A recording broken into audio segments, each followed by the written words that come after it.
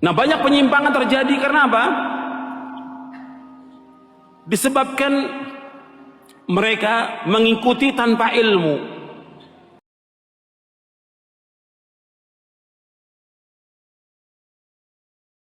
Ini yang terjadi dalam beragama, dalam beribadah, dalam berdoa, ngikuti orang, nggak punya ilmu, nggak punya dalil. Dalam kita beragama harus sumbernya dalil dari Quran. Quran sudah jelaskan semuanya ini. Dalilnya mana? Dalam kita beragama, hujahnya mana? Kita nggak boleh ikut apa yang kita nggak tahu. Nggak boleh kita ikut-ikutan kepada orang kalau kita nggak punya dalil. Nggak boleh dalam Islam. Antum lihat dalilnya, antum catat, antum lihat. Yang pertama dalam surah Al-Isra, surah 17 ayat 36.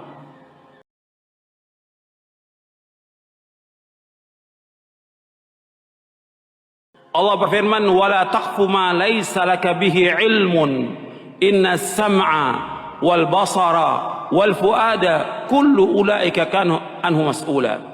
Jangan kamu ikut apa yang kamu tidak tahu. Jangan kamu ikut apa yang kamu, karena sungguhnya pendengaran, mata dan hati akan ditanya oleh Allah. Jadi kita dalam beragama ini jangan ikut-ikutan. Atau yang ngomong itu syekh, yang ngomong itu ustadz, yang ngomong itu kiai, yang kita tanya apanya? Dalilnya mana? Loh, antum berdoa seperti ini, antum sholat seperti ini, antum berzikir berjamaah seperti ini, dalilnya mana? Dalil. Coba antum berusaha sebagai seorang muslim dan muslimah agak kritis gitu. Jangan ikut-ikutan dalam kita beragama. Sebab kalau enggak, kita akan sesat. Kita hidup hanya sekali, dan yang kita inginkan semuanya, kita akan masuk surga.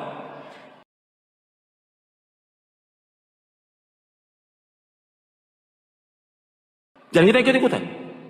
Allah melarang kita, jangan kamu ikut apa yang kamu tidak tahu. Minta hujah, minta dalil. Orang ngomong begini, dalilnya mana?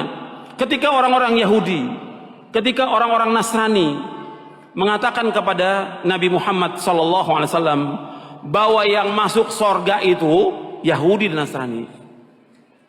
Kata mereka, Nabi, di depan Nabi SAW, orang Yahudi dan Nasrani mengatakan kepada Nabi Muhammad SAW tidak masuk surga kecuali orang Yahudi dan Nasrani.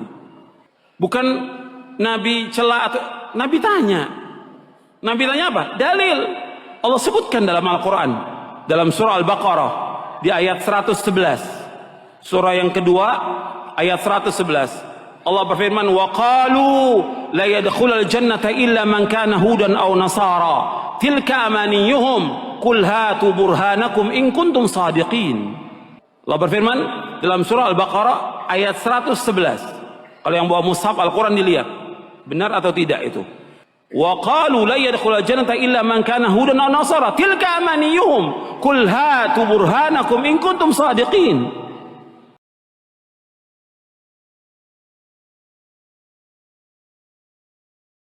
Mereka berkata tidak masuk surga kecuali orang-orang Yahudi atau Nasrani.